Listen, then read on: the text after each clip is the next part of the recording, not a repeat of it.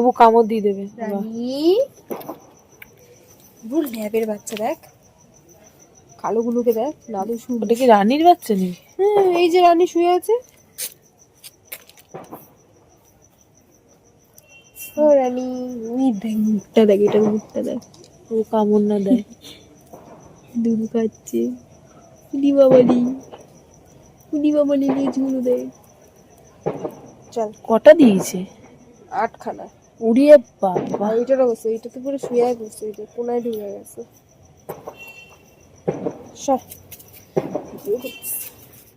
পাচ্ছ, আমাদের রানী বাচ্চা দিয়েছে, 8খানা বেবি দিয়েছে।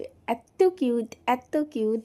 তো আমি আমার বোন দুজনে আজকে বেরিয়ে গেছি, হাঁটতে হাঁটতে হাঁটতে একটুখানি ঘোরাঘুরি করছিলাম। তো ঘুরতে ঘুরতে এবার আমাদের ফ্ল্যাটে এসেছিলাম। আজকে আমি আমার মেন উদ্দেশ্য হচ্ছে, সামনেই আমার বান্ধবীর বিয়ে, তো সেখানে আমার শাড়ি কি পরবো কি পরবো কি করব, তো তার জন্য ডিসাইড করতে পারছি না। এবার অফিস থেকে মানে সময় পাই না এসে, তো এখন হঠাৎ করে সময় পেলাম, তো পেয়ে চলে এসেছি শাড়ি দেখতে। আমার ঘরে অনেক, আমার বোন তো এমনিতেই শাড়ি বিজনেস করে, তো সে শাড়ি সেল করে। তো এখানে আমার কি কি শাড়ি লাগছে সেটা আমি দেখে নিচ্ছি। তো কোনটা পরবো, তোমরা যদি শাড়ি নিতে চাও তো আমার বোনের কাছ থেকে বা আমাকে কমেন্ট করতে পারো, তো আমি অবশ্যই তোমাদেরকে শাড়ি পাঠাবো, মানে শাড়ি ওখান থেকে সাজেশন করতে পারি, এটা নিতে পারো। তো এখানে খুব ভালো ভালো কালেকশন আছে, সেরকম প্রাইসটাও অতটা বেশি নয়, কম। তো মিডিলে খুব বিক্রি করছিল বোন শাড়ি, তো এখন একটুখানি মায়ের শরীর ভালো না বলে ও পেরে ওঠে না, অনলাইনেও মাঝে মাঝে লাইভ করে, তো সে এখন সেরকম হয় না। তো এখানে যে আমাদের স্টকে শাড়ি ছিল, সেখান থেকে আমরা শাড়ি, আমি একটা কালেকশন করেছি আমার নিজের জন্য, আর বোনও কি পরবে তার জন্য কালেকশন করছিল।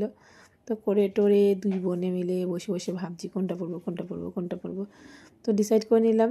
তো আমার গাছগুলোর অবস্থা দেখো কি অবস্থা হয়েছে রে, আসা হয় না, জল দেওয়া হয় না।